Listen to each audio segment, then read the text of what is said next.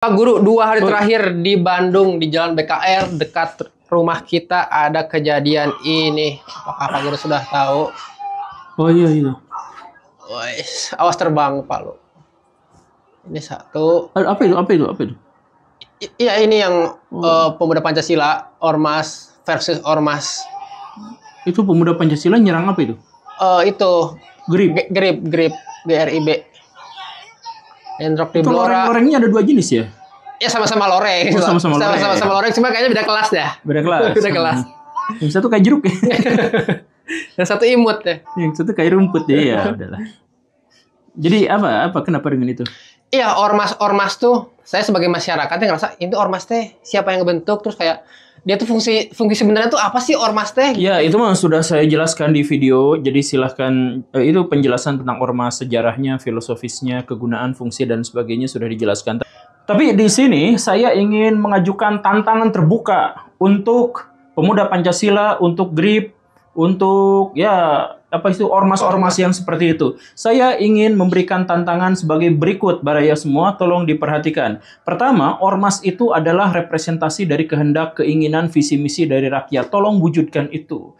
Tolong, kalau misalkan jadi ormas, kemudian ormas itu dicintai oleh rakyat, disayangi oleh rakyat, menjadi bagian dari rakyat, mengajukan solusi-solusi yang dibutuhkan rakyat, kemudian membela rakyat dari kejahatan dan kebengisan dari oknum polisi misalkan, kemudian ormas-ormas itu membantu masyarakat bahu-membahu satu sama lain, dan ketika masyarakat sedang butuh mereka akan datang dengan sendirinya. Saya yakin sekali ormas-ormas itu akan sangat dicintai dan dibutuhkan oleh rakyat sedemikian sehingga mereka akan mendapatkan apresiasi bukan hanya dalam wujud terima kasih, tapi hal yang lain yang lebih besar. Kan sekarang saya mohon maaf ya, ormas-ormas macam itu dikenal oleh masyarakat sebagai sesuatu yang kontroversial, yang katanya suka malak lah, yang katanya suka pungli lah dan sebagainya. Coba ubah citra itu menjadi lebih positif. Saya yakin karena pemuda Pancasila, GRIP dan sebagainya itu kan punya masa yang sangat besar.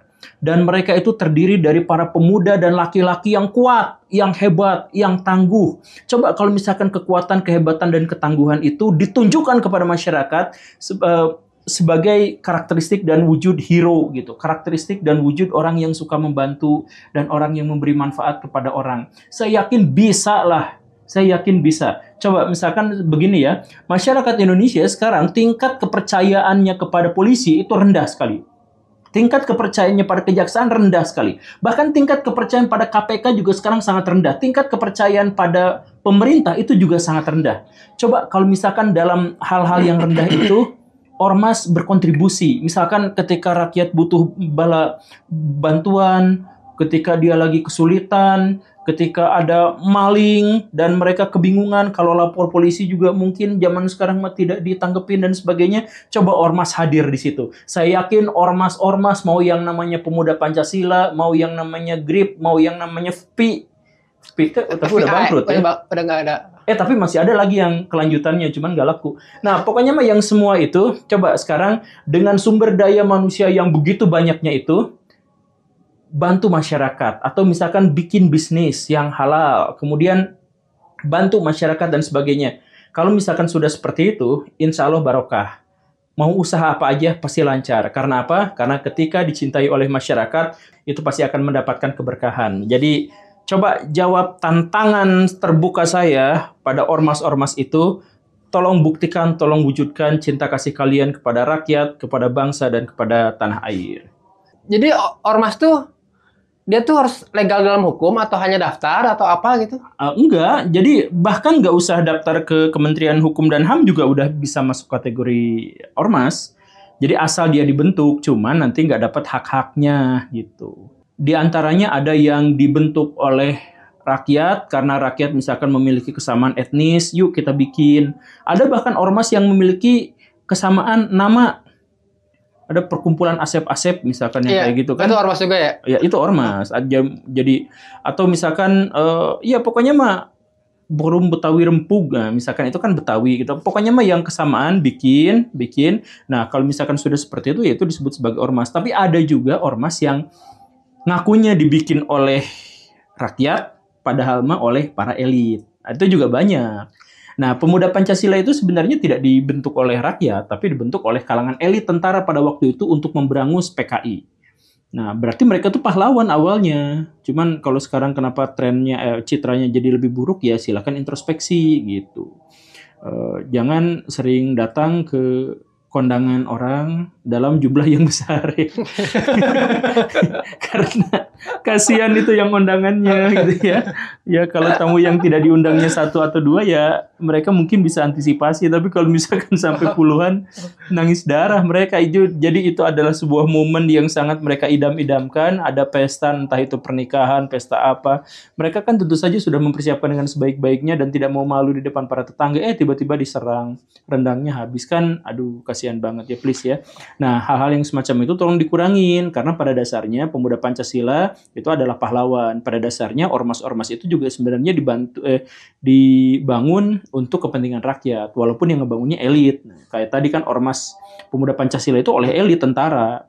Atau misalkan FPI. FPI itu dibikin sama para jenderal, bukan sama para habaib. Oh iya? Iya, nah, jenderal-jenderal pada waktu itu untuk mengamankan Orde Baru pas reformasi itu. Tapi by the way Pak Guru, stok video reaction kan udah habis tadi terakhir. Ini kita sambil live TikTok by the way. Hah? Live TikTok?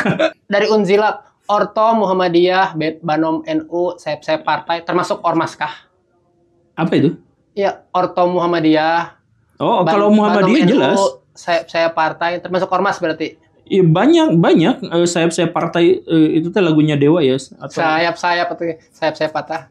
ya itu banyak ormas, dan setiap partai politik punya underbow, berupa ormas LSM itu setiap partai itu punya.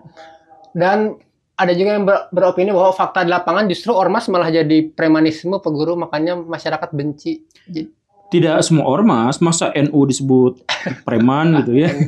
Tapi kalau memang misalkan pemuda Pancasila itu emang preman awalnya. Oh, hati-hati Pak Guru, aduh ngeri saya. Enggak, jadi gini, pemuda Pancasila itu dulu dibentuk sama Pak Aha Nasution.